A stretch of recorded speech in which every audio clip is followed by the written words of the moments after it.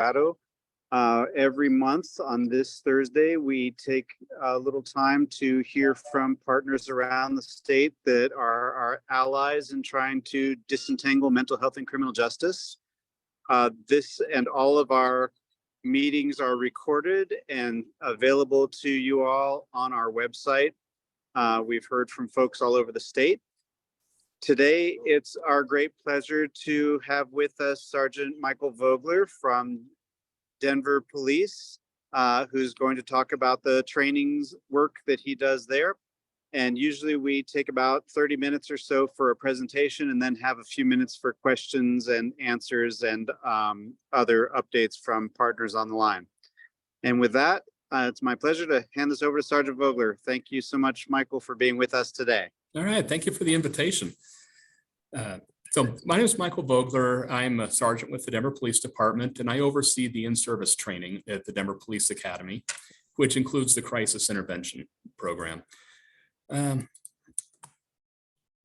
CIT, or Crisis Intervention, came to Colorado in 2001 with the Jefferson County Sheriffs and followed closely behind by Denver in 2002. And there's been a lot of evolution from that as the training of what works, what doesn't, has been reevaluated to make all the training as evidence-based as possible.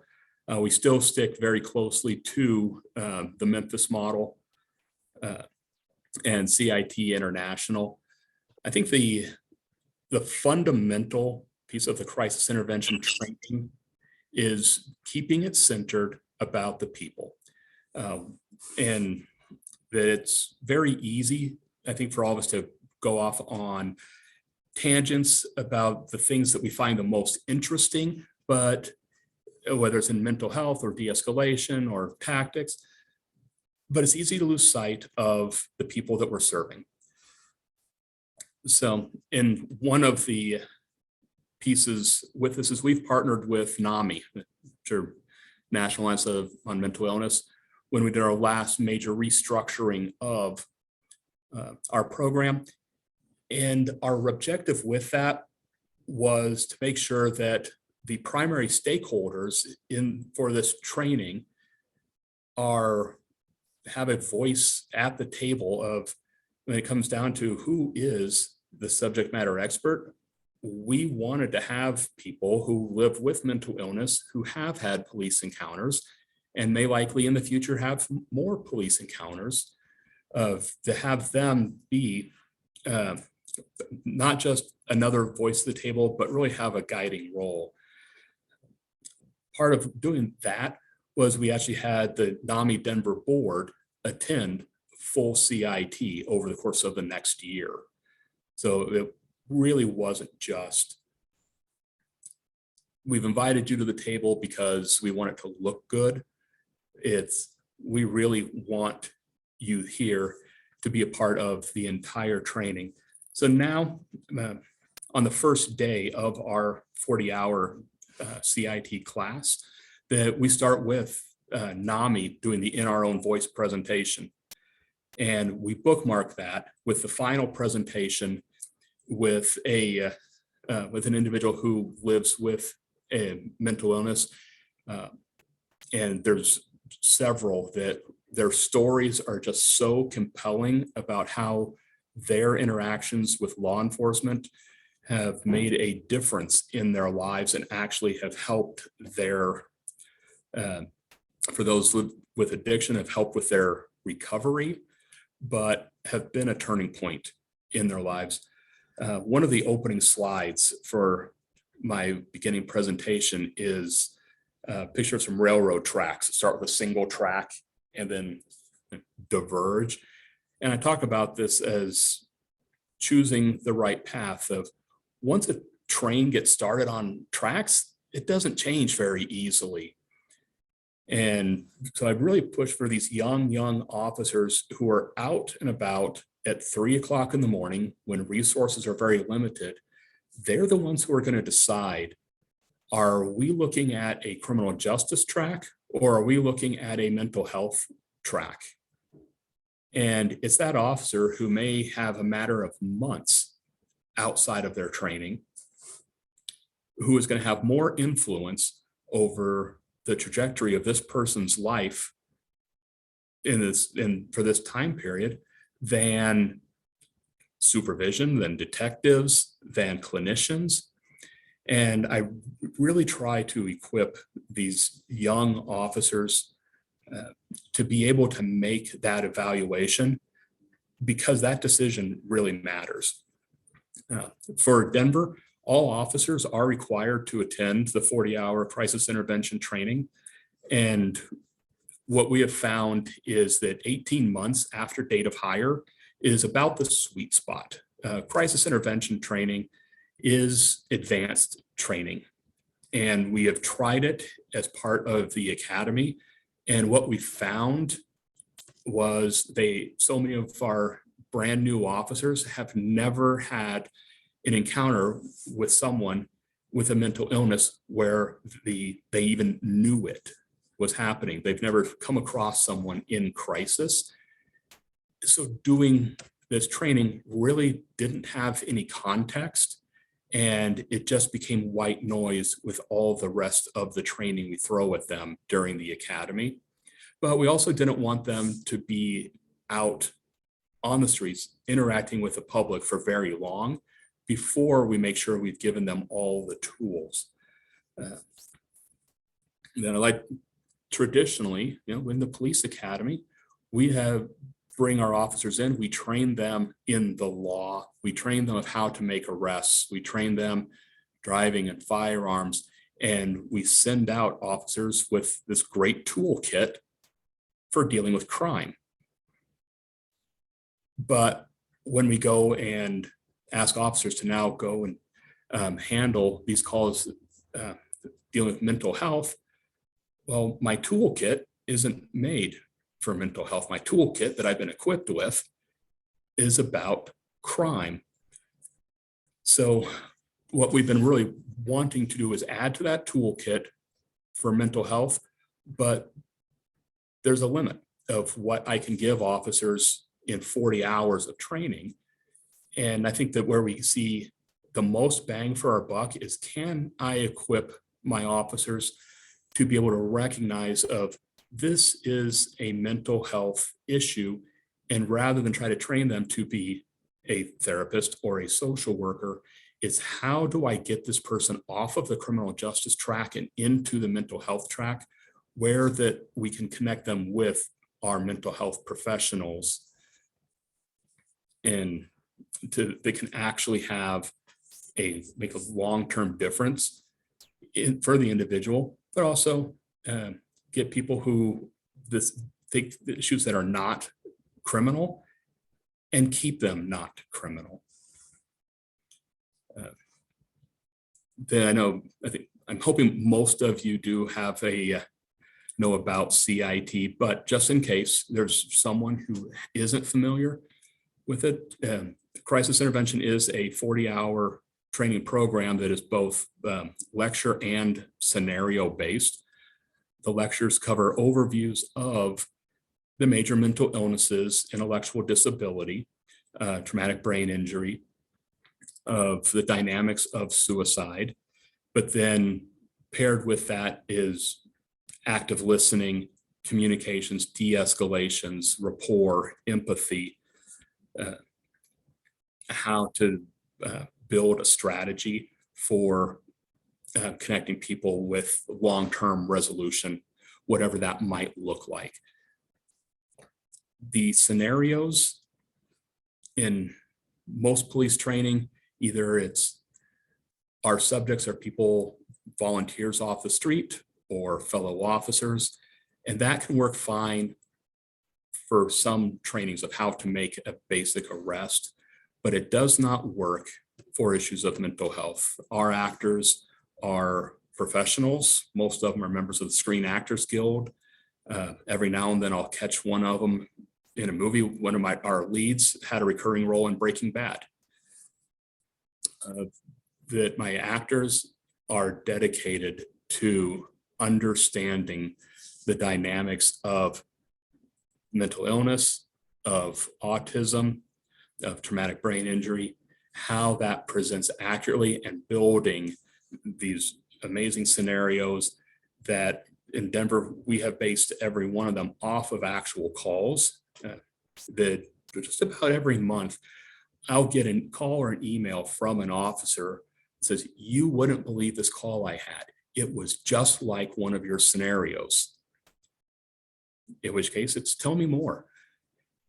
And I want to go and take these actual calls and build them out, because the best way to prepare officers for the interactions they are going to have is to look at what's happened in the past. Show me those real incidents.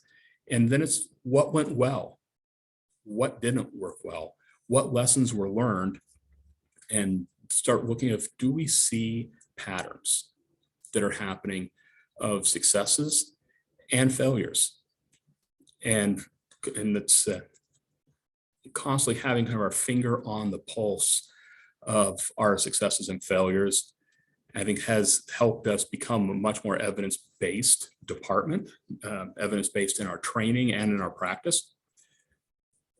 For Denver, we are spoiled. Right now, I'm up in Mesa County training with the Mesa County Sheriff's Department for their CIT class. And before I really get started, I started asking about what resources they have here. And I got a lot of blank stares that at 3 a.m, there's not much of anything. What they do have some daytime resources, but every time I travel, it makes me recognize more and more of how spoiled we are in Denver, of not just our city services, such as the co-responders and the STAR team and our community outreach people, but even for as much as I'll complain about the lack of resources of our community mental health system, this is as good as it gets. That from once you leave the Denver metro area, it just goes downhill for what officers have available when we say we want to divert people from the criminal justice track into and get them back to community mental health. And the resources aren't there. But over the last 5 years, as the co-responders have become a more and more active role with the police department, we've expanded to the STAR team. I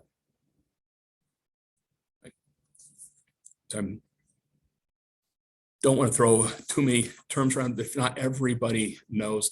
The co-responders are part of WellPower, formerly known as Mental Health Center of Denver. They are clinicians. And I want to use a perfect example of how we utilize the co-responders. When I was back about 7 or 8 years ago, we had an individual who believed that there were dead bodies buried underneath her home. And she was one who would call everyone from the chief of police, the fire chief, quite seriously, all the way up to the White House almost every day. And over the course of months, a new officer would go out every time, having that first contact, and eventually threaten her with the misuse of 911 because she kept calling. And we knew that that was pointless. It would not be effective of now taking that mental health issue and routing it into the criminal justice direction. But that was the time where we first started with the co-responders. I was able to get Chris Richardson, who was one of our original co-responders, and partner him with one of my officers. And we were able to give dispatch a direction that we were not going to respond to her phone calls unless it was an emergency occurring right now.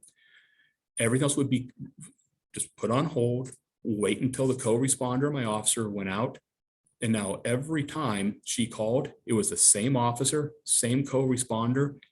And I think that within 3 visits, the co-responder was able to do enough research, find her former case manager, get her reconnected with services, and we never heard from her again.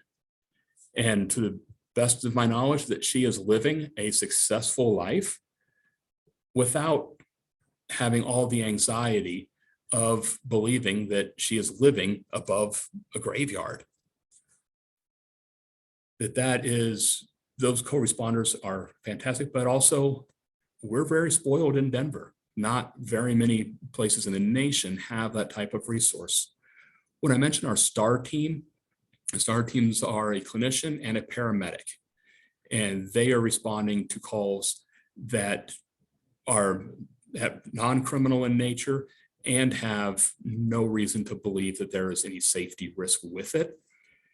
And whereas for my training, for my officers, it's how do we take things from the police involvement and route them towards the mental health route. This is actually starting with dispatch, where our dispatchers are actually able to set that train in motion by starting off not involving the police department from the very beginning. Apologies if everybody was already familiar with the co-responders and the STAR team. But one of the things that we are doing now with our CIT training is we are incorporating our co-responders and STAR team into the scenario training. We've always had police officers as facilitators and coaches as the scenario goes, but it is sitting right there in front of us that these officers, when they leave this 40-hour class, they're going right back to the streets where they will be working with co-responders who are clinicians, of who would be the best coach and facilitator for getting the most out of this scenario training than someone who is opposed to being a clinician who is very, very good at being a clinician in their office, in a hospital setting, but to have someone whose office really is the alleys of downtown Denver. The person who is coaching the scenarios will be the same clinician that these officers will be responding to calls with. So they're building relationships early on, and we are training as close as we can to the environment that they'll be working in for the long run.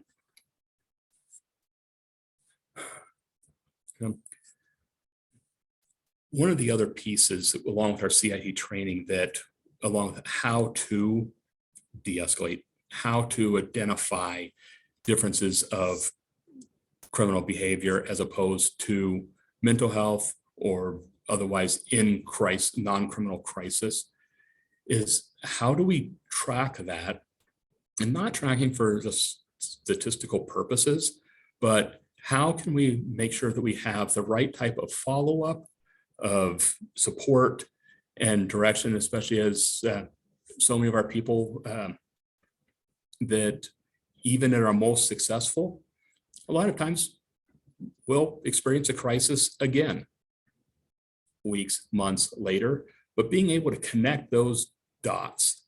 And law enforcement has traditionally not done well at that, but we now have a reporting mechanism in place to where we have a designated crisis intervention supervisor in each patrol district who receives a notification on each of these CIT calls that officers may go to, and now can sit back and realize that, we were having issues with, let's say it was, Jane Doe last year was calling in about the bodies buried under her house. It could be a year later, and on her first call in for the same concern, that we don't have to go through the trial and error of trying to figure out what's going on. We have someone who is designated to go and connect those dots and immediately be able to reconnect her with the appropriate resources, as opposed to throwing criminal justice resources at a problem that is entirely mental health based. So that is trying to go and lay out of the training itself, but also the back end of what's happening out in the street. When we first started, there was CIT was about the urgency and about the crisis, but there wasn't a whole lot of the follow through and follow up. It just took years for that to evolve. But now we are reaching a better spot for how to make sure that we don't just dust our hands off and walk away, that we will be here for the duration of a person's life as long as they're living in our community. The other piece with CIT that is very near and dear to my heart is looking inward, that law enforcement in any first responder out there, it's a tough job. The things that we are exposed to over the course of a career are heartbreaking, and those heartbreaks and exposure to trauma happen, can even multiple times a day throughout the shift. And we start seeing these same mental health issues coming up from officers, first because police officers are part of our community. And I am very open. I do have bipolar disorder. I am in treatment. I do take my medications. I have my little pill reminder to make sure that I take everything first thing in the morning. And I am very open with that. It's trying to break the stigma. But so we have people coming in who are a representative sample of the public, but also through stresses and traumas that traditionally law enforcement has not done a good job of monitoring our own mental health. So as we're teaching about mental health awareness and intervention, that we're looking inward also about how might you recognize signs of depression, of suicide, suicidal thought, of substance abuse within our own officers, and also how would you engage? One of the other trainings I teach is the active bystandership for law enforcement, ABLE, out of Georgetown Law School. Made the 8-hour curriculum. And when they talk about this active bystandership and intervention, yes, it talks about misconduct, intervening for mistakes, but they really stress heavily of intervention for health and wellness. When we think of so many officers who have engaged in misconduct and made some mistakes with horrible consequences, when we look at that, there is a big mental health component to many of these cases. And we really have to go and ask ourselves if we as an organization and as co-workers and as friends, we're aware of stressors of mental health issues, and we're equipped to intervene with each other, we could prevent mistakes and misconduct. I heard from one presenter a few years ago, they just said, hurting people hurt people. And that really stuck with me. So it's not, the point of that is that we are not just looking of us in the center, looking out to the community. It's also looking inward, of understanding our own stresses, even PTSD, our substance abuse. And we generally lose about twice as many police officers to suicide as we do to violent assaults. If you include officers who are suspended, fired, or retired, that we generally lose about 4 officers to suicide for every 1 who is killed in the line of duty. And for some reason, we just haven't done much with that statistic. We spend a lot of time training on officer safety, about tactics, but we're not addressing what is actually harming our people. And we're doing more now with equipping supervisors. Part of active supervision is to be aware of officers who are going through a divorce, of officers who are responding to things such as a SIDS call. That one of the visuals I use is I wish I had it right here, but it's a picture of an apple facing a mirror with the reflected part of the apple being pristine, but the backside of that apple away from the mirror having a big bite out of it. Just like the rest of the public, law enforcement officers are very good at showing what we want to show. I want to show you that I'm competent and you can have confidence in me to do my job, do it well, and I can be reliable. But we need to do better within our own community of accepting that, hey, we all have our own baggage, and some of that may be a pre-existing mental illness. It may be trauma picked up throughout the course of the career and combinations of that, but that is okay, because that is part of being an effective police officer, is to recognize that. And I really think that as we come to recognize our own dealings with our mental health, that now makes us more empathetic and equips us better to engage with members of the public who are dealing with the same things. Once that part of that stigma breaking is to break down that, not just treat people with dignity and respect, but understand that there isn't an us and a they. Of we are part of humanity, and this is part of a human condition, is mental health. Of exposures to traumas do cause issues, and that could be something truly diagnosable up through PTSD, or maybe not, but it sure doesn't help your marriage. It sure doesn't help your relationship with your kids. So I wanted to kind of just pick up on those few things. I think kind of helps Denver stand out from some of the other trainings that are happening nationwide. I'm hoping that over the next few years that we can put together a white paper and do some national presentations on our model, but that's previews of coming attractions. But that's right about our 30-minute mark. It's about noon. What questions does anybody have about, let's say, CIT in general, if someone's not familiar with it, but also what is Denver doing that is unique to Denver, to our citizens, and the resources we have available to us?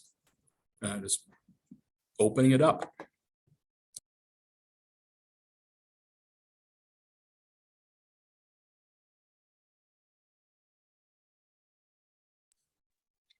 Thank you so much, Sergeant Vogler, for your presentation. Anybody have any questions?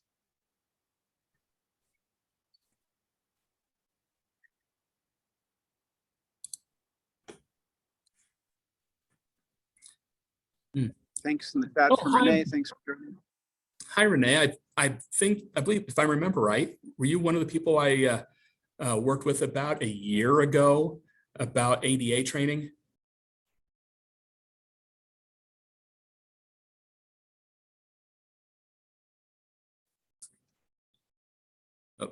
So about a year ago, some Denver officers dropped the ball badly during an investigation and the victim was an individual who had some disabilities. And the Disability Law Center contacted the department, and it was, those officers, they screwed up badly. And something I really appreciate about the department and the Disability Law Center was that the chief's office connected me to the Disability Law Center to create training for all officers on the ADA and what the responsibilities of law enforcement are to the public under the ADA. And there's several just horrible cases where I've seen videos where officers are clearly either not following policy, or the department does not have the proper policies and training in place, but the department's just doubled down and are unwilling to say, yeah, we made a mistake and we want to make it right. And so I partnered with the Disability Law Center and created a short training video where we had two of the attorneys come and give a nice overview. They did the research from the Department of Justice, and hey, we were able to push it out to all officers within really just a couple months, I think, of the incident happening in the first place. And that's there's a lot that goes with the humility to say, first, we were wrong, we had done inadequate training, and we want to make it right. But I really appreciated the Disability Law Center in making that training happen, because they're the experts, they're the attorneys, and I rely heavily on subject matter experts.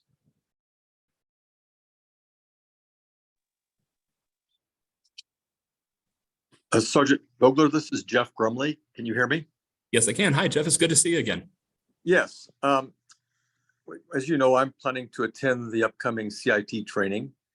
And as I guess one of the newest members to the Denver Police Department as a chaplain for District 2, as well as being a mental health professional with my doctorate in counseling, I'm curious if again, I'm still getting used to everything, so I don't know the answer to this. Do you know if the chaplains specifically have had the CIT training? And if not, would you be willing to do a short, introduction at least that might get them to consider this in the future? Thoughts about that?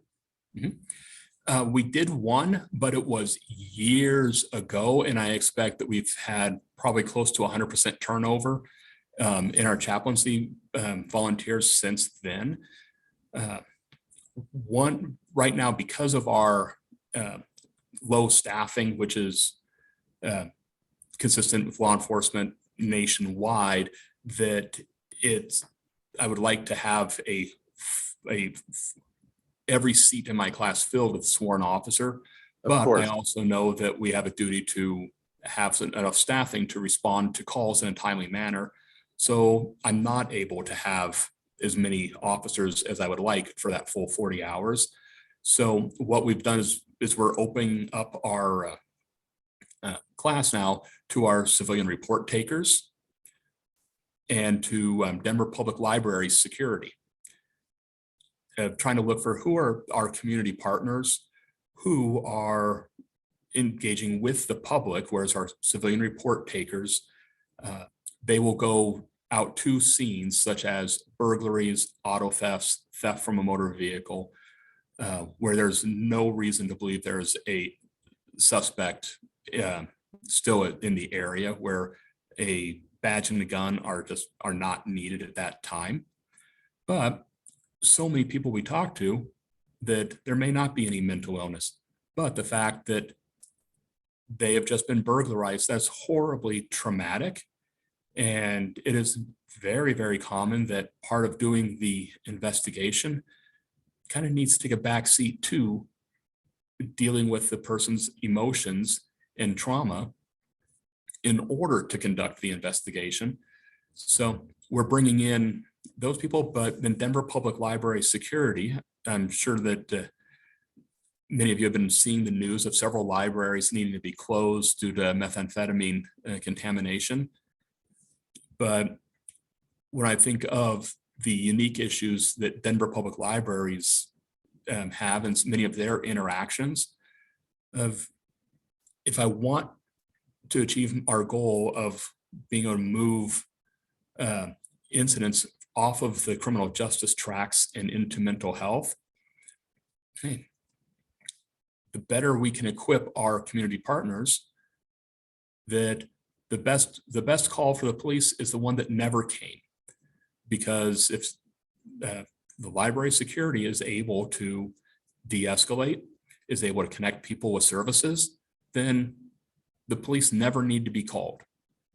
And that really is our goal, is the first step of disentangling the mental health and the criminal justice system is the call never coming in the first place.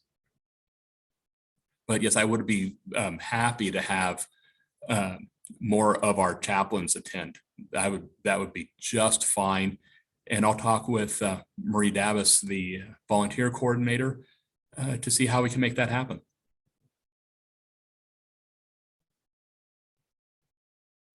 All right, thank you.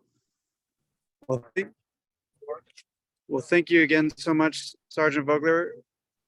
With that, we will call it a wrap for today, and hope you will all consider joining us again next month. Would you be willing to go and just forward my email address and phone number out to everybody here? Happy to talk with anybody offline. I am using my vacation to travel and teach CIT. So if I don't respond for a week, that's because I'm finishing off my vacation, but I'd be happy to continue conversations with anybody offline and see what we can do. We absolutely will. Thank you again so much. Take care, all.